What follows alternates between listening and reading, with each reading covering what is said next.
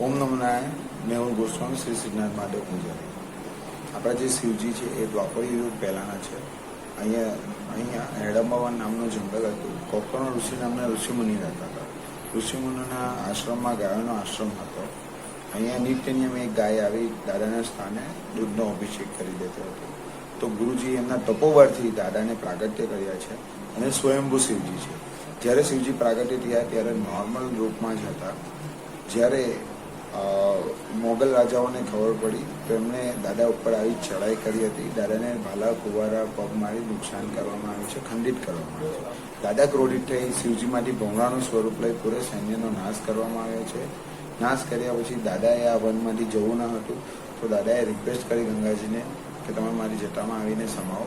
ત્યારથી ચિત્રરૂપે ગંગાજી નીકળે છે અને સ્વયંભૂ શ્રી રામચંદ્ર ભગવાનજી પણ દર્શન કર્યા છે. અહીંયા બ્રહ્મદોષ નિવારણ યજ્ઞ પણ રામચંદ્ર ભગવાનજીએ કર્યું છે.